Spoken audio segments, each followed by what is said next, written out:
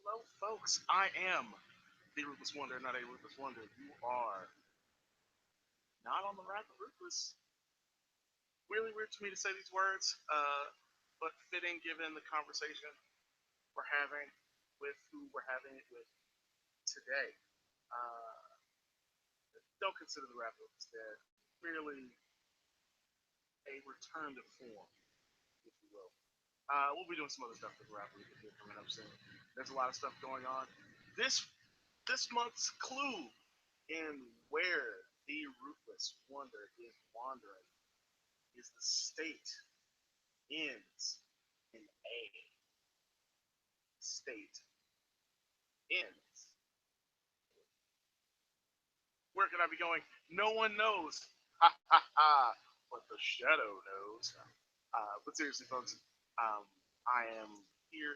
Well, like I said, you'll notice that the video is not titled The Rap Ruthless because it's not The Rap Ruthless. We're going to have a really nice, interesting conversation with somebody I'm glad to be in.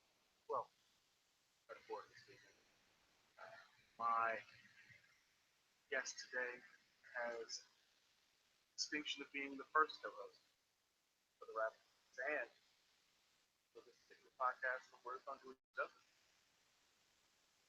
She is, of course, formerly known as Holding Down Wednesdays on Words on Doing Justice.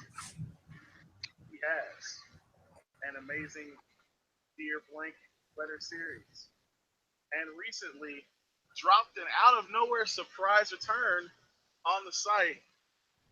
Welcome back, Rain. Hi, everybody. It's nice to be back.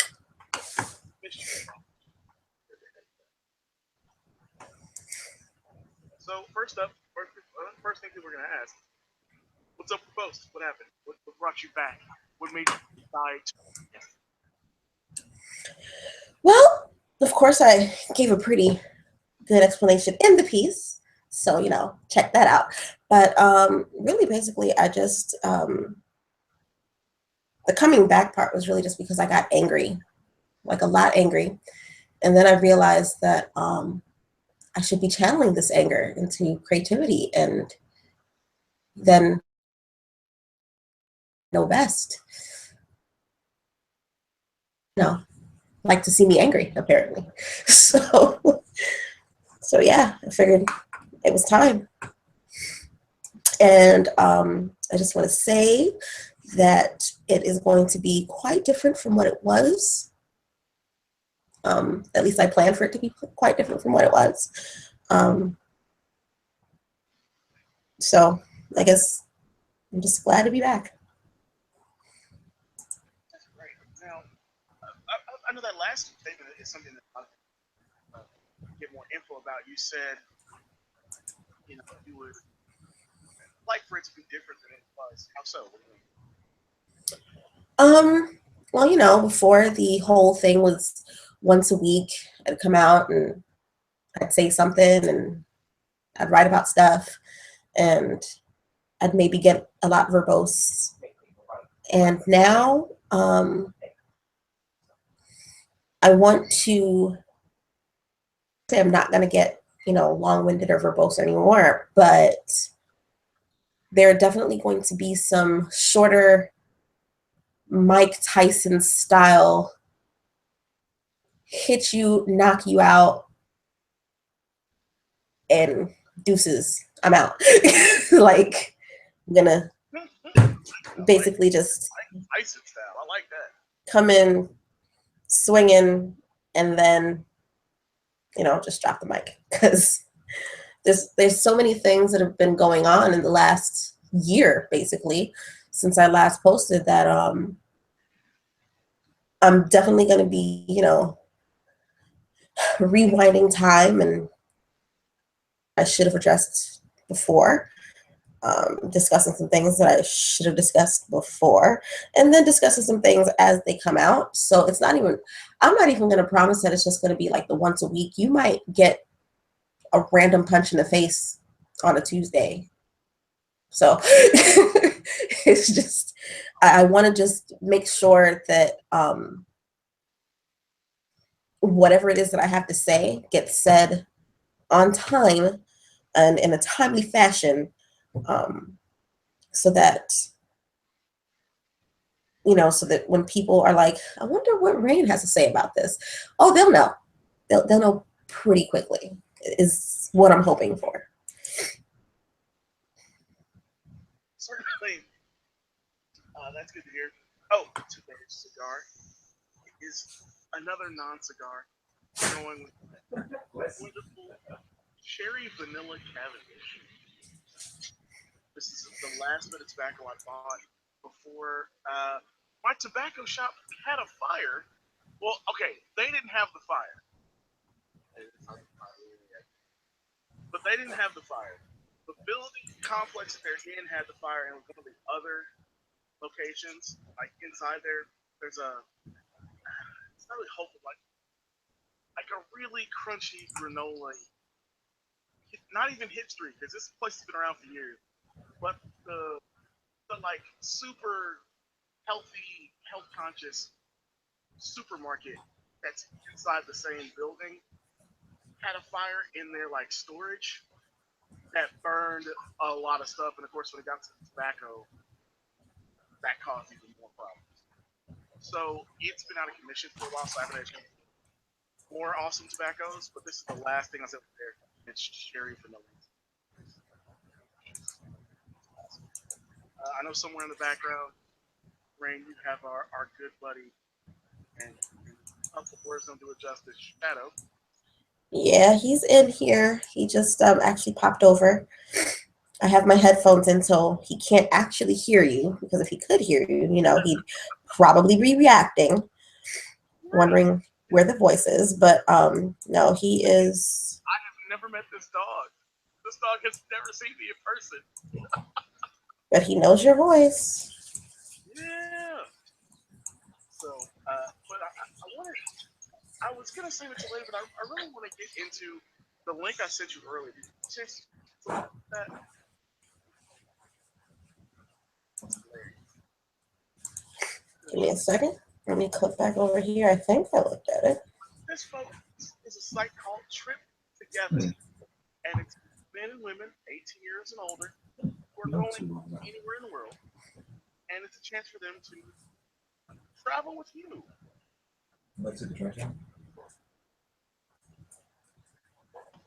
I will say this is a little bit more exclusive than the ad they put up on Facebook. The ad they put up on Facebook was like hot, young, attractive white women that want to go on trips, and I was gonna make major jokes about this is being a classier version of seeking arrangement, but this looks a little bit this looks a little bit different. I'm sure there's some of that in there, but some of this is like regular ass people going on vacation. Want to go on vacation. So I want to get your initial thoughts. Yeah, you can change your search criteria. Always that's hilarious though. Of course, sign up with Facebook or your email. Criteria. As you can see, you can look for age range. Then there are only two. I feel like this is how sex trafficking happens. Yeah, normally I would say yes, I agree with you, but this is the one time I'm gonna disagree only because this seems more like if you want to like if you want somebody to pay for your drinks and blah blah blah. Like it feels a bit like that, but it also feels like it could work really well for people who travel on their own. A lot of people do solo travel. I've done a lot of solo travel, and that can uh, harrowing at times because you don't have somebody watching your back that's from the same place you are, kind of thing. But I just think this is funny. Like this one guy, I'm a local of Topeka, Kansas, because that's a big time destination. People, Topeka, Kansas is a big of travel sites everywhere. Everybody knows real travelers go to Topeka. Really, apparently. I'm sure somewhere like my family's like, "How dare you? Your aunt lived in Topeka." I'm not saying I didn't have attachments to Topeka. I'm saying it's Topeka, Kansas. Chill. I really don't think people even think about Topeka, Kansas as a thing most of the time when they're thinking, gosh, where do I want to go today? What would I like to put on my bucket list? Topeka, Kansas. That sounds great. I Yeah, need no. I I'm need pretty sure seven that's not how that goes at all. my bucket. But no, I think it's interesting. Like you got this the older gentleman there, top left corner, who's going to Ibiza, Spain. Now I've been to Ibiza, and I that feels a little sugar daddy-ish, just a little bit. But some of these are nice. Some of these are interesting. I want to get your thoughts though, like on the idea of a site like this, like going on a website and finding a travel agent. Like forgetting all the let's take the sex trafficking and sugar daddy stuff out of it. Like Because it's a big factor for me. I'm sorry. let's take that out of it. Let's assume everybody's above board here, and we're all dealing with travelers traveling somewhere solo who want to travel. Let's feel there. Let's stay in the happy space, not Okay. not the sad and objectifying space. Okay. Um, I mean, I guess it's a good idea if you don't want to go and do vacationy stuff alone. You don't want to feel like you're doing stuff all the time, like by yourself. Then sure, I guess it's a good idea. Um, in theory, because and then if someone else is paying, Well, this site doesn't seem to be and we'll pop into somebody. Let's find somebody who looks normal here. She's trying too hard. I mean, when I clicked on it, it definitely was a different set of people that popped up, and yeah, there's a serious sugar daddy, sugar mama, sugar baby Thing, right? vibe going on here. Like scrolling down, there's some blonde chick named Peace, and she definitely looks like she does like those sex video or the phone sex lines. She looks like one of those models. Her name is Peace. Yes, She gives me Peace, something to point to. Ah, because that isn't suggestive enough. uh, but no, I'm trying to find like one that looks normal. Just it's like looks like a regular ass person going somewhere. All these is a local of ones. Those bother me. Like that entirely bothers me. Oh, Let me see if I can find one here. Doesn't look too weird. Like the guys definitely look really extra super normal. Most of these chicks are like, hey, here we go. Everybody's going to Rome. It says ready to go. Yeah, that's all right. So the reason I bring this up, and we'll get out of here. The reason I bring this up is it's trips have become kind of the the, the end thing to talk about doing. I've noticed at least this is a child. Sorry, go ahead. a lot of articles that come about travel. Group travel. Um, I'm in the No Madness uh, from having checked them out over Instagram and elsewhere.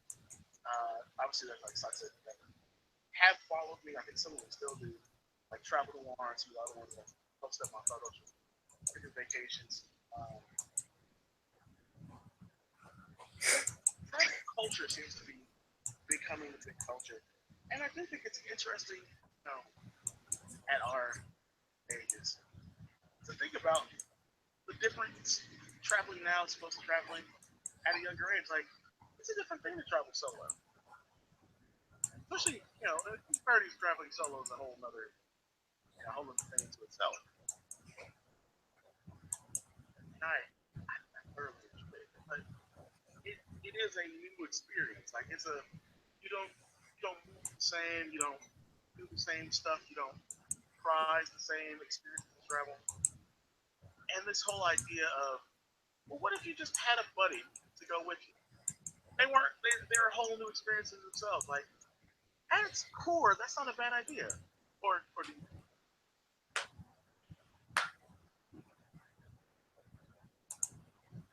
Frank? You blanked out. I heard that's a cool idea, and then nothing. Did you hear it before that? Yes. Yeah, so what are your thoughts? Like, you know, Uh, I have not yet traveled alone. Um, Probably for the very reasons that you just didn't really state. Because there's the whole, there's lots of stigma, there's the differences, and what are you going to do, and what happens if you're bored, and, you know, are you going to talk to anybody? I mean, I've flown by myself, like to get somewhere, but at the destination, I would be meeting up with people I actually knew. So I guess the prospect of traveling and going to meet someone that I didn't know, I mean, it'd be a lot like, I guess, meeting people off the internet, first of all. And then even more than that, I want to say it might add like a different sense of adventure to the whole thing. Like if I was traveling somewhere that I had never been before, that would definitely change, I think, a lot of the trip for me. Like not only am I being or going to this new potentially exotic place because I haven't been to Ibiza. If I'm going to go and see Ibiza and the first time I'm going to Ibiza, I'm also going to be meeting some random person that I don't know, and definitely adds a different sense of adventure. That's like one step off of backpacking across, Europe or something. In theory. In theory, like different sense of adventure, I think. I take it. All right. I don't know. It feels almost like the ultimate blind date. Does that make sense? Yeah. It's like not only are you in a place you've never been, with somebody you've never met, but you're kind of expected to get along with each other for whatever time period.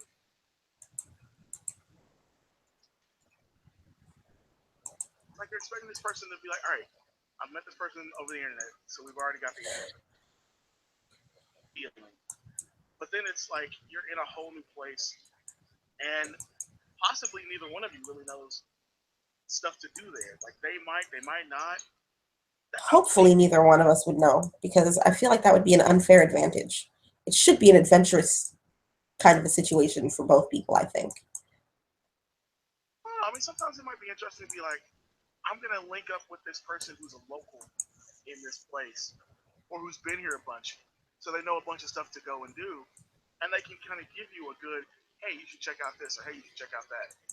Like that, that seems interesting. Plus, I do sometimes like that. Like, yeah, come to this place I've already been to. Let me introduce you to some people that already know me. Like that's kind of a cool thing sometimes. So I don't know. I just it feels like the ultimate blind date. There. Like that's you gotta have a lot of trust in this one. That's one of those like everybody knows where you're going. They know Uh huh. the room you're staying in and the number for the room. Like there's a lot of stuff going into that. Like that's a different. Yeah, Even for because me, famously does like entirely bad ideas. Like I still think that's like I need to let more than just my mom know where I'm going. Like multiple friends, including some that are in law enforcement, got to know where I am. I don't care how good she looks. I didn't see Hostel. I know how this goes. Like, yo, exactly. That was the first thought that came to my mind. I'm like, this is how hostile happens. This is how hostile happens in real life. Because hence the backpacking in Europe reference, because that's what they were supposed to be doing, and then they weren't at all. I don't know. Like my paranoia. See, you said we were supposed to be staying on the positive side. But my paranoia says this is, Well, we yeah. the positive side. I wanted to get us to the positive side before we started talking about the negatives, but like I feel like because you think about like, okay, well, this is interesting, that's interesting, this could be a cool thing to do, and then your brain starts to go, yeah, but what if, and then what if this? You start having that conversation with yourself, and Mm-mm. There are just so many variables on that. I'm just like, like in the U.S., being black in America is dangerous, makes sense. but what? Like in the U.S., I would feel this site is unnecessary, but so like you're already outside the U.S. Like I wouldn't hop on here if I was going to like Vegas, because even if I'm going to Vegas by myself, I'm still just gonna go have fun myself in Vegas and do whatever. Like it's not gonna be a well, I gotta find a buddy to go do these things with. I Right. but so I'd probably be using this for out of the U.S. But even going to Canada, I'm No. Paranoid Rain does not approve. Paranoid Rain is screaming all kinds of obscenities right now. Like, are you insane? like, who are you to just be so gun ho about wanting to do this with me after these connect and everything?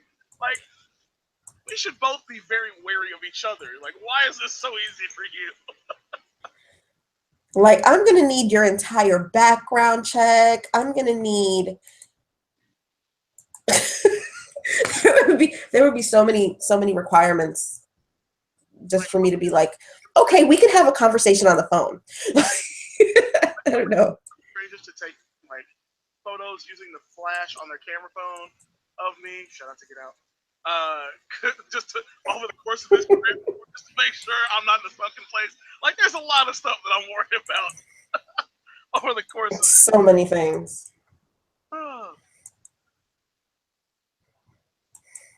But I Mm-mm. basic idea, like, if you're already going somewhere, for this to connect you to other people already there, like, I like that part of it. I like that idea of, oh, well, if they're already going to this place, I'm also going to this place. We can at least have this discussion. Like, hey, oh, you do this too? Oh, I'm doing this too. Hey, why don't we meet for drinks a couple times? Blah blah blah. I don't even know. They are. They still haven't found that chick in Aruba. No. Holloway, yeah. Yeah. No. At this point, she's dead. She would have popped up on someone's radar at this point. Like she's dead. Mm-hmm.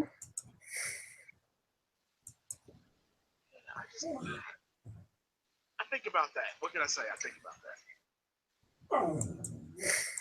I mean, it's great in theory if you're super brave and really don't care about your life. Why not? I feel like both of those elements have to be satisfied. You have to be both really brave and not care at all about your life or how you die.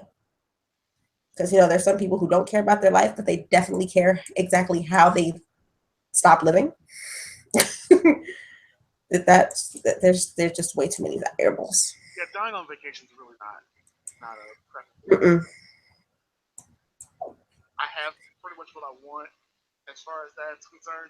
What I did podcast, I was up next. Don't worry, but vacation is not one of those locations. I want to be happy on vacation. Vacation is a time for me to cut loose. I get to be everybody other than Matt Williams. No. We're gonna quickly point out for those of you who've traveled with me, because I know you're watching this right now. All of you who have screwed up by calling me by my real name while we're on vacation, it's on my last nerve. I cultivated extra names that people refer to me as so that they don't know who the fuck I really am. How dare you? Don't ruin it. Justin Brown. Yeah, we're talking about him. Anyway, yeah. He gets called out because I told him repeatedly don't do it, and he still did it anyway. In public. No respect. No respect, no respect. But yeah, no, I saw that little interesting tidbit. And I was like, man, this is kind of interesting. Um, now we're going to get to a little bit deeper subject. I want to get your thoughts on Bill Maher. Oh boy. So, Billy Go Boy, ahead. What's the question? I mean, give me your thoughts on Billy Boy. I mean, there's so many questions I could ask here, but give me your initial thoughts on the Billy Boy situation. All right. Um, I have purposefully, because I do that sort of thing, not actually gone out of my way to see the thing or hear the thing where he said the thing. Why? Because Bill Maher, number one, is still a comedian. He has said things that are offensive in all kinds of ways to all kinds of people over the years, just because that's what he does. So, am I going to choose this one time to get extra upset because we're in an age where we all get upset about stuff? I don't know. I'm not saying that people who are upset shouldn't be getting upset. I'm just saying for me, I've been watching or listening to Bill Maher and laughing at all of his terrible, often just in poor taste jokes for years. And this time isn't going to change for me. Interesting. Huh? But that's an interesting position on things. Tell me what you think. I, however, am of a different ilk. Fuck him. Huh? Fuck Bill Maher, and I hope he gets Okay. fucked. Show gets canceled. I said this on the Midnight Chat Attack when they asked this question, and here's the real deal. Bill Maher has not been funny since the Twin Towers went down, and I say that as a person who was a Bill Maher fan. Bill Maher turned into a very clear Islamophobe, but he also turned into this smug dick that is no longer interesting in his political takes and is just looking for something to poke at people with. Like, you can say, oh, what's all comedy? He's a comedian. Absolutely. However, just because he's a comedian doesn't mean that I have to hold in my response to his particular brand of comedy. Now, there are people who still find Bill Maher generally funny. I never really found him generally funny as he got into the real time era. I found him more generally politically interesting because he would go after all targets. And so when he would go off on people that I thought he was wrong on, I would talk about that. What I thought he was right about, I would talk about that. I have always been of the mind that you really do have to have some level, some base level of, understanding what you're saying, context. And what this shows me is that he thinks because he fucks black women, he gets to say the N word whenever the fuck he feels like it. Guess what, Bill? No, you fucking don't. And I don't care how long he's been an ally to the issues of the African American community. I don't give a fuck. I don't care how many times he has Cornel West on his show. I don't care that Killer Mike's friends of his. I don't give a shit. I don't. Not in the slightest. Because what Bill Maher said was, you know what? I'm going to take this moment, apropos of nothing, and without any cause or reason, to make a crass joke that I don't really fully understand because that's not my cultural experience in America. Bill Maher is not the comedian to make that joke. I was talking with his former co-host Brittany on it must have been Saturday uh, about this very thing, and she said, Larry Wilmore could have made that joke. She was right. Larry Wilmore probably could have made that joke. I still have been pissed off by it because I don't like that shit. But I still would have been more generally accepting of Larry Wilmore because I would get what he's doing and why he's making this Republican uncomfortable. Bill Maher's not a black man. So I don't want to hear that shit. Because the reality is, Bill Maher would never have been a slave in the first place. True story. Like, let's get real with this shit. If Bill Maher's defense is going to be, I made a decision. It was terrible. I shouldn't have. Friday nights are my worst nights. I don't sleep at all. I go back thinking over what I should have said. Yeah, you shouldn't have said that. Like, here's the thing. He could have made the same joke and not said the N word at all. Imagine if instead of actually saying that, the guy goes, "Well, you should come work the fields with us in Nebraska." He said, "Oh, the fields? No, no, no. I work in the house." Same joke. It's no N word, and it's bullshit that he's getting a pass while Kathy Griffin is somewhere cowering in a corner, hoping the president doesn't have her black bagged and executed. Like, I don't think she's afraid at all. bullshit. And I hope she isn't. Apology? Did you see her Huh? come out with no She makeup? apologized? Oh yeah, Oh, no, I a didn't hear that. huge. She technically did two apologies. She did a like written apology, and then she got on and with like no makeup, hair not done. Was like, listen, I am very sorry. It looked like a hostage video. Like, let's be real here. Somebody somewhere. Oh, no. It looked like a hostage video. Kathy Griffin looked like they like the FBI was like just outside a camera shot with a gun. Like, please, Oh, you better no. say now. Like, so let's be real here. And here's the thing. I disagree with what Kathy Griffin did as well. I don't. Because no, I disagree with it for one reason. Because all she did was normalize the same shit that was done to Obama. She normalized it by saying, well, see, liberals can be just as bad. The thing that liberals had always been able to hold up, progressives in general had always been able to hold up is we we we are not treating Trump like you all treated Obama. Well, Mm. and I don't give a shit about like the effect on Trump's kid. Like that's not my concern. As a parent, you need to handle that. I'm saying Kathy Griffin's attempt at her attempt, I understood. What she was going for, I understood. The problem is we live in a climate where that attempt made it normal for it justified everything that was said, you know, in the same fashion. Ted Nugent's actual threat to kill the president is normalized by Kathy Griffin. Uh, Because they're not that much different. You can say she's not advocating violence.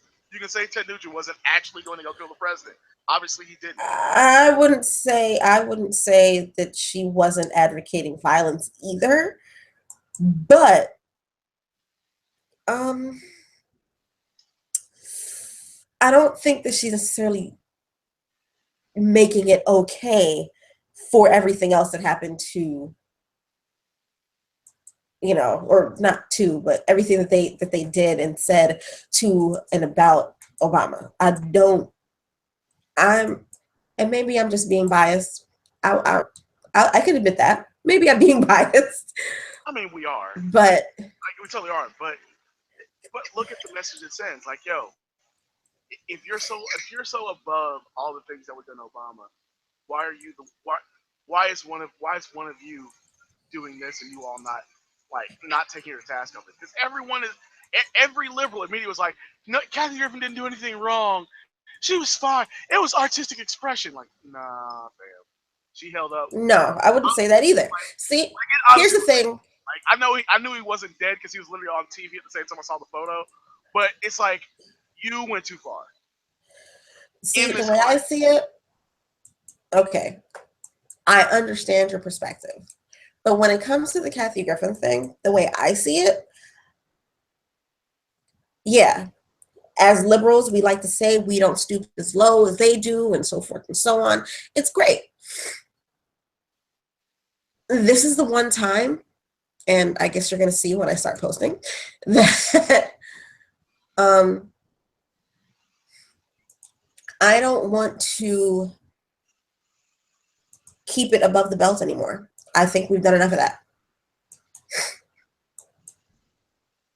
But you can see how that Republicans and other conservatives. I'm sorry? So you can see how that is exactly what Republicans and other conservatives were saying with Obama. Like, yo, we kept it above the belt, and now this has gone too far. That's Yeah, what but her see, idea was that We have been silent for too long, and now we got to speak up. Yeah, no, because they exist below the belt all the time. And then they stand up for each other all the time. And the problem is that we're always, saying no, that's beneath us. And then we sink each other ruthlessly. It's like with Anthony Weiner, for example. Anthony Weiner has Don't get a me. problem. Like he has a he needs to be in a mental facility somewhere getting help problem. You see what Yes, happened? He was sexting what turned out to be a 16-year-old girl, yes, whatever. this is a definite problem. I don't disagree with you on that. That's a However, when it first started, as soon as the first picture hit and then the first announcement was made, there was no, like on the Republican side, anytime one of them does something wrong or stupid or messed up, there's always a rallying, there's always support, there's all they support each other no matter what kind of wrong they do, no matter how messed up it is that they've done something, they back each other up. Hey, listen, you know what? Yeah, he was having sex with little boys, but family values. they have they don't care. They support each other regardless. Meanwhile, as Democrats or liberals, there's never a show of actual support. There's never a show of what could have happened with Anthony Weiner is there should have been we recognize that our candidate is he's has a problem and he's going to get some therapy and so forth and so on. No, they basically railroaded and roasted him immediately. yeah, because he's married, and it's the adage: Democrats fall in line, Republicans fall in line. And I'm sorry, it's not okay. I need to see more support of quote unquote our own in as liberals. Like, But really, this is just that this whole idea of representative democracy is wasted on you people. Let me be a little bit louder with that. The idea of representative governance by modern beings is a freaking fantasy. You people have not earned via evolution the ability to really handle representative government because every country on the planet slowly turns into some oligarchical version of itself where there is a permanent ruling class. What do I mean?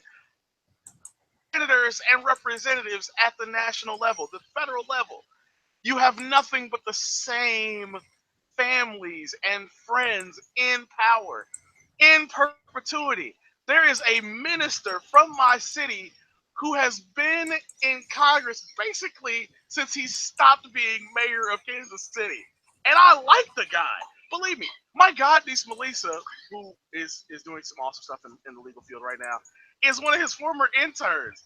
Like, listen to me. I have nothing but positive things to say about him. But he has been in power he's been in power longer than I have been graduated from college, people. He's had more terms than I have degrees. Like, people, people. He gets reelected every 2 years. And I'm not saying he's a bad person or that he should quit. Far from it. But I'm telling you, when that happens on a regular basis, like he is normal. He's on the low end of being reelected. When that's a regular occurrence, there is a problem. It's no longer representative. It's a permanent ruling class. And you people are not ready for democracy. The reason it doesn't work is because you are not ready for democracy. And I know somewhere out there, Ganja and some of my other friends who are, of course, uh, big time, communists. They are somewhere going, but yeah, but communism won't fix this. It'll only make it worse. Why? Because communism, people are greedy. well, yeah, it doesn't account for basic human greed and avarice. I will yell this from the rooftops if necessary. Communism does not solve for greed. It doesn't solve for it. And you It aren't doesn't. evolved enough to handle things that rely on no one being greedy. We can't even count on like regular people to not try to screw other regular people over. And that's regular people. You actually want to trust entire like to not do it. You want to trust. When you find $1 on the street, do you keep the dollar or take it to the police station? Communism doesn't work. Because every last one of you said, I pick up the dollar and take it with me. What do you mean, take it to the police station? That's not your dollar. You know it didn't come out of your pocket. And you can justify Yeah, however you want. The universe put the dollar in front of you. The other person was a bad person and dropped it. You need this more than somebody else does. Any answer that is not, I turn it into the authorities. The authorities can find the owner of this dollar means that you can't handle communism. more importantly, Like, if I turn the dollar over to the authorities, they're going to keep it. So why should I have to keep the dollar when I'm broke? I could use that dollar. well, of course they're going to keep it because the police operate like the rest of the government, and they can do civil asset forfeiture, which means they get to keep shit. Chill. Like, are you for real? Oh, also, the Supreme Court is currently dealing with the rampant abuse of civil asset forfeiture here in their current session. So we actually get a ruling that may finally end this crazy fucking practice. But we'll save that for some kind of give no quarterly special at some point. But yeah, I wanted to get to that because that's fucking stupid. Like, the reason why we have these problems is no matter what system of governments we choose, the human mind is greedy. It wants more of what makes it better. So money makes it have a more comfortable life. Therefore, more money is good. Less money is bad. How do I know you want more money? Because we had communes all over this country in the 60s and 70s, and we still have regular governments. Look, I'm not anti peace and goodwill among men, but I am realistic. Until we reach a point where human beings can understand the concept of doing more for the group than themselves, so much so that what belongs to them is essentially just their own body and the stuff that they are on at the time they're using it. Until we evolve to that point, we will never be able to handle these kinds of governments, and that really means there should be one person making decisions at the top. Yeah, Now, I am don't I know about saying that it can't? either because I'm who not saying it who can't. then? Who then? Who? Well, exactly. I would submit that Plato's technocrat king is the one that should be in charge. The technocrat, the one that is the person with the most knowledge and most information to able to do the most good, is who should rule. How do you create that person? Well, Plato would say you take the best minds and you train them not in things like war or business, but in general governance, doing things best for the people. And you keep them constantly in an isolated form with guardians. George R. R. Martin actually deals with this in his book Guardians, very interestingly, even though he doesn't attribute it to Plato's Republic. But the guardians do all of the war making and the protection. They are the physical. They are essentially they're the army of things. And inside with the actual technocrats, they are constantly kept in a state of non-ownership.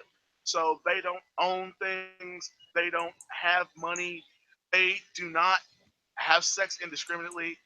And instead, once during a year, they are intermingled in such a fashion that no one can know who is the father or mother of any other being, and is simply just put into that state and constantly put back into each other. So at this point, none of them have an attachment to family because the attachment to one's own offspring breeds a certain different kind of, and that their training in combined with that makes them the best possible to rule.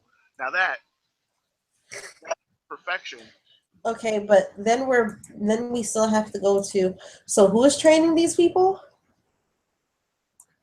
But that still requires a lot of trust. the people training these people are not training them actively. What they're given are records of history, um, political ideologies, uh, different. Uh, different scientific breakthroughs and other types of hard science. So you would teach them all chemistry because chemistry has no tilt. You teach them biology because biology is not political. You would teach them engineering because engineering in and of itself is not political in structuring things. But it can get political and can have a basis when you talk about human engineering. So genetics, you would have to teach from a neutral standpoint. The concepts related to different political systems, you'd have to If teach. we're still counting on people to have to do any of this, They are not physically taught by a quote teacher in the room. They are given the materials to study. They study in the same way, okay. like in the same way you would think So of then like so you would you're have also creating a not fully developed human being because we require things like interaction with other people to be fully developed human beings. only socialize with each other. They don't socialize with their guardians. They don't socialize with the people who bring them the materials or give them the food to eat and things of that nature. They don't socialize with those people at all. In fact, those things are simply delivered, and the guardians provide that to them, and the guardians leave. They do not stay inside. They're obviously not given weapons. They are simply kept in this space where they are in a constant state of knowledge and information, never in a state where they interact with the outside world, only with each other, because their internal And how are they then to be able to make informed decisions about how to govern the people it is who they have never interacted with? by taking into account the differences between groups of people in governance that removes the objective good from governance, because you then become subjectively attached to the people that you're governing. You have to be able to do the most good for the most people, regardless of how that affects others, and it has to be taught from a neutral How do you standpoint. determine what the most good for the most people is? Well, I can't make that decision because I would subjectively say this is good or that is good. Taught from birth in that fashion would be able to do so because they would look at humanity objectively, not subjectively, based on their own circumstances of birth.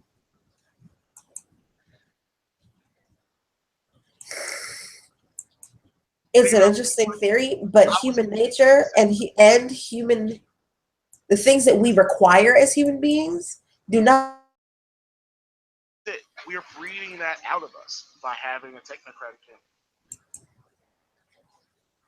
I shouldn't say king. so Rulership. then Because we're yes, that's back. what it is. But that's not a human being. It's a new human being. It's an evolution of what human beings are.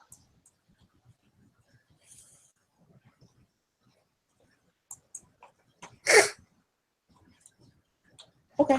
Because their decision making is made from a standpoint of, and again, you teach them human sciences, so you teach them like social sciences. You teach it to them objectively. Like here are the things that happened to this group in this recent time that have caused this conflict with this other group that have had these issues that occurred in this recent time. So they're able. So instead of teaching them just slavery is bad, they would teach them slavery was bad. Slavery changed over the course of this time frame until now. So the slavery that occurs now is more of a sex trafficking, tribal slavery, as opposed to slavery as it existed in the 18 and 1700s. And so If by we you think teaching about things, if okay, rights in the same, if we choose to think about things in terms of like a more autocratic or whatever way, and we take the actual human element out of it, which seems to be what you're suggesting, then slavery isn't bad. It was a means to an end. it is bad L- because it hurts people. It it But objectively no. no, I did but find it did the most good. But by your own definition, technically, it did the most good for the most people. but it didn't. That's the idea. It didn't. You can look at the system and say it objectively did not do the most good for the most people because not only did that keep wages down, but it kept other groups from having their own immigrant access to certain areas. It's like now, sexual slavery. is not the most good for the most people. Legalized prostitution might be, I'm not saying it is, I'm saying it might be the most good for most people because those people who want to be involved in the sex industry could get involved with having like medical backing, they could have insurance, they would be checked constantly, they'd have health care. You see what I mean? Like my viewpoint is still subjective. So in my subjective viewpoint, not only is slavery bad for people who are responsible for it are also bad people. But the technocrat would learn, well, this circumstance caused this problem. Therefore, to keep the circumstance from happening, we should do things like this. Whatever that answer is, I don't know because I'm not a technocrat. I'm not smart enough to be that person because I still think subjectively. But I think more objectively than some people. So I would say this is what I think objectively. You know what I mean? It's not simple and it's not easy. It isn't a tomorrow solution. It's a 20 years at least to get started solution.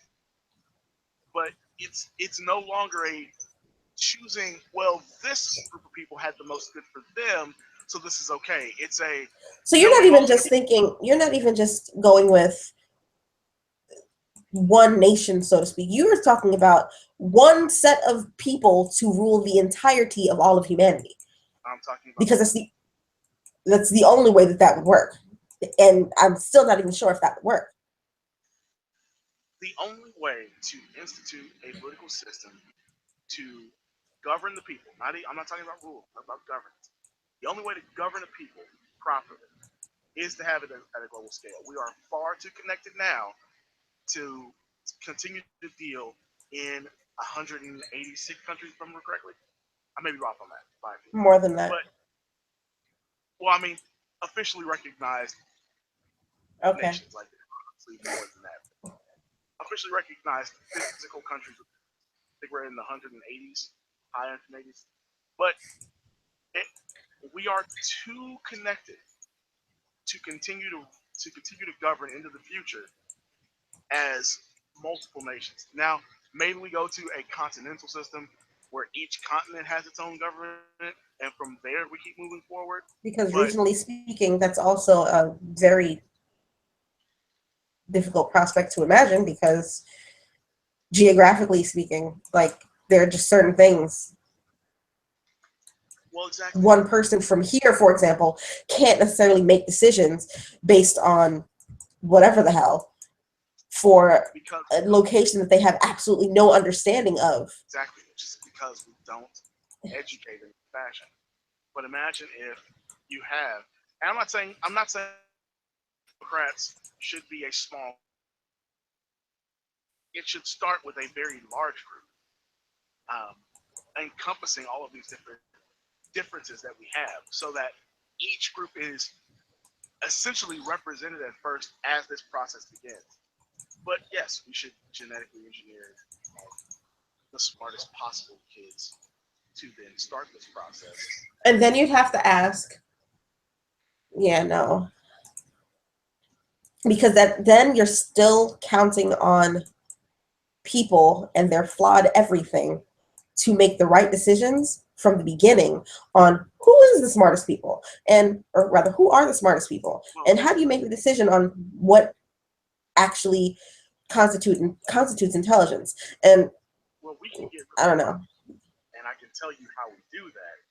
But are you really ready to go down that rabbit hole? I Paranoid Rain has a problem with the idea of trusting people at all to do any governing of people, period, Well, to be listen, honest. Like, I can tell you how this could work, but this is me we're talking about. Like, I am fully on board for some very dark decisions that most people aren't going to like. Like I just said, the way you make this work is you don't just pick the right kids; you genetically engineer the correct kids. you still have to choose from the right people to begin with. Well, no, you don't, because if you're Whose genetic makeup are you starting with then, if you're not starting with actual human beings? start with ethnic representation from all of these different groups, so you wouldn't just have a random white person representing America. You have somebody representing all of the different American Americanized versions of immigrant cultures, as well as all of the quote indigenous American culture. So indigenous as in original settlers of indigenous, but indigenous as in First Nation, for those that want to call First Nation, and other peoples who populated America before the idea of America existed. Like you would do all of those groups, and that would be your initial stop. And from there, you Gen- Genetically speaking, you're also, let me not even say that. I'm not. Like I said, I'm talking about some dark stuff here. Like, what people are going to listen to podcasts like, "Yo, Ruthless is deep in this." Like, yeah, yeah. I am not afraid of doing some what would be considered horrifying things to current society in order to make the perfect society. And My, human beings don't thrive well on quote unquote perfection. let's just People have to have discord. but by So you'd actually, people have to have discord, and thus you'd also have to then be genetically engineering the entirety of humanity. Period. So you basically have to start out with a fully blank slate, because people in general do not do well with perfection. well, that's just it. Because in certain societies we treat perfection as a physical aesthetic and not what it should be. We have a flawed view of perfection. Like perfection is not tall, muscle, like long hair, whatever color eyes you think are beautiful. Perfection is a very large capacity for knowledge. So essentially, incredibly smart with physical ability to handle any situation. So adaptability. Now that means taking some things that are considered defects, meaning some states of being, and engineering them to be beneficial to the body in which they belong to. I was actually more thinking not necessarily the perfect human being, but just the perfect society, period. It's not a possible concept, at least not in my head, because people require discord. Which, People are naturally. but that's what we breed out by having a technocrat. Like under, for instance, under You see, Western society. the technocrat is supposed to be just doing the ruling. Now you're saying everybody in this new No, age is going to be technocratic? no. What I'm saying is that by having the the governing class being technocratic, you have a shift in how human beings relate to each other. It's the same idea of society as we have it now. The influence of Western culture, not just American culture, but Western culture, is global. There's a reason that there's McDonald's in communist China. There's a reason that there were McDonald's in Russia when it was still communist. Like that is the influence of Western society on cultures that are not Western. So when a technocratic ruling class takes shape, humanity under this global governance also begins to shape itself in the same fashion. Values change. Now that's not a 100, 200 year influence. That's a 5,000, 2,000, 3,000 year influence. But that is the path of the perfect society. And the reason I want it is because we are going to reach a point where we have to expand out into the cosmos or experience an interregnum where we lose all technology. It's the cyclical nature of humanity. The only way to break the cycle of development is to go beyond what currently limits it. And Earth is our limitation. We cannot live in space. So we come up with a way to live in space and on other planets in a quick fashion, that will break us from the cycle and move the cycle from a global scale uh, to a galactic scale, and then you know, and so forth. And if we don't experience that, we will slowly regress again to the point where we have no ability to do the things we can do even now. Because technologically speaking, we should be able to do this stuff, but we just aren't doing it. Like a space elevator. Space elevator is a very simple concept, but it's very expensive to build. And we can't build it because nobody would get together to spend the money on it. Space elevator basically says we anchor a point on the ground and we anchor a point in space and we build essentially an elevator shaft between those two things. So that eliminates 90% of the cost to put things in, meaning you could You could build, for instance, a truck, like a simple truck, a Ford F-150. You could build a truck in space cheaper than you could build on Earth, and you could send it through the elevator down, and 90% of the cost of building that truck would eliminate because you didn't necessarily need people to build that truck, but also because you didn't necessarily have the same cost because you didn't have people in space, exploding, all things of that nature. Same idea here.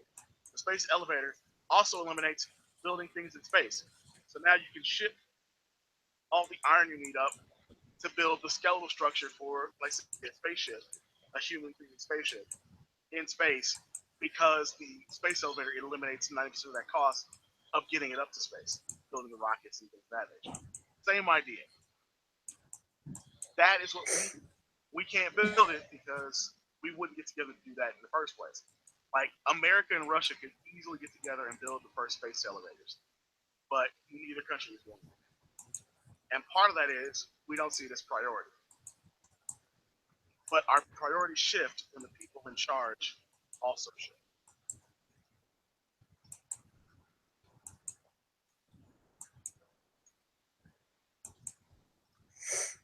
I mean, I have my own set of answers to how it is that we achieve change, but much like you, my vision is much, much darker. Oh yeah. Well, I mean, we really want to get down to the drink. Like, look, some of y'all got to go, and maybe I'm one of the ones that's got to go, but some of y'all got to go. There's too many of us here. I don't think anything else actually would have to happen. I think just that alone would fix most of the world's problems. I think we need to do some other stuff beforehand, but I think that spread of humanity needs to deconfine itself from Earth, and that would solve the majority of our issues. Problem is, No, I don't think so. I think we just cause more issues in space imagine because this. that's what people do. We'll think of it like this: the way that Europe solved the problem of having too many puritanical assholes around was letting the pilgrims go to what was then North America. So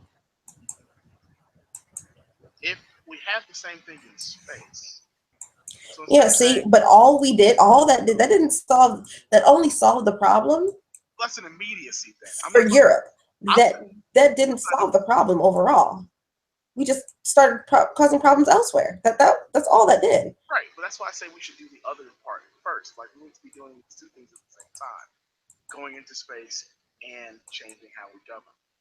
Because the thing about, and I'm writing a story about this. Go think about space.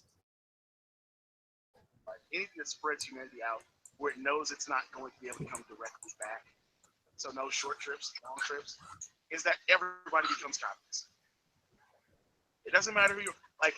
This notion that we're going to go into space and we're going to have space conquerors, like some movies tend to make us be, is not realistic.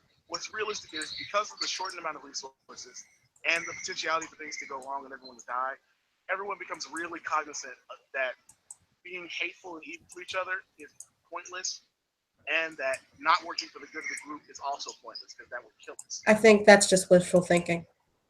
It's not wishful Again, thinking.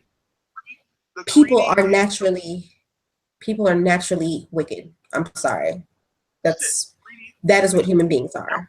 wicked get killed by the group because the group wants to survive. Now, I'm not saying that it doesn't take time for that to happen, but if you set a trip long enough, the society will become comics on its own. An Earth ship, essentially, a smaller than the moon-sized ship that floats out into space to try to get to Alpha Centauri and then start a new society somewhere out there. But by the time it landed on whatever Earth-like planet they found, would already be a communist society because they would have literally bred out and killed off all of the people that would have been problem. Or the problem people would have bred out and killed off the not problem people, because not problem people generally are not do not lend themselves to doing things like killing people off. That's just it. The people that the the people that are conqueror in mentality, the ones that are wicked in mentality, the ones that do not work for the good of the group in mentality, would try to assert dominance. And so initially, you would have that occurring. You would have a lot of, you need to follow me, I'm right, this boat belongs to me kind of setup. That's already bred out a little bit by having governance in charge that is essentially militaristic. So a military, charge point. But even one that's like, all right, we deserve all the power because we're the ones that protect you, would slowly have to acquiesce to the idea of we have to share these resources because if just the military gets here, we don't have people that know how to build shit, and we don't have people that know how to, how to heal, do medical work. We don't have people that know how to take care of babies, and like you have and teach and all these other things. So Yeah, you're they thinking in terms of people actually figuring out how to think logically. And so far, your first statement that started this concept is that we have not evolved and we are not intelligent enough to make those decisions for ourselves. So, no, my first statement was no. for representative. Huh? We're not involved enough for representative governance. I'm not saying that. I'm saying that a trip like this would be basically uh, force like force a jump from one mentality to the other that foments the actual evolution for a short enough for a long enough time period to breed kids that are much more in line. Over time, we all return like life always ends at zero, right? The idea that no matter what you do, you always die. That's always going to be the thing. That concept becomes a lot more influential as the probability of you dying sooner rises. So in a space situation, you already have a much higher probability, making you much more likely to work together. Adding in all the problems that can happen while in space, that also occurs. But over time, because of the length of the trip, that also increases knowing that you will die before you ever get to the location and that you have to pass on a legacy instead also changes your mentality to the point where instead of having a natural evolution, you have a fomented one that breeds these much more amenable people when they land. The group that leaves is not the group that lands at all. The shipping. But that could go on and on. We could go on and on for hours with this because it could get really deep. But we're gonna get out of here. Brandon, it's good to have you back. I love this conversation. We Good gotta to do be this next back. week. Maybe not next week. We gotta do this again. I don't know if I want. I don't know if I want to do the show every week anymore. But that's a whole other conversation for another day. Hope you guys enjoyed this, and of course, the part that came before me, my cousin Simon. For you people watching live, very few of you. For y'all watching live, it was great to have you guys back. It's been a long time. I should have left you. For Publishing Imperial Dreams Productions, for Rapid Focus, for Words Don't Do It Justice, Weekends Don't Do It Justice, our friends over at Double Toasted in the Midnight Chat Attack, everybody at Geek Street, and of course, for everybody involved in the Heart Warrior Project, my brother Chris Williams. I am the Ruthless Wonder, not a Ruthless Wonder. I've been here with your favorite Wednesday lady, Miss Ray, who is going to be taking over all the time on Words Don't Do It Justice. Check us out at j.net, and we will see you next time. Bye bye. Bye.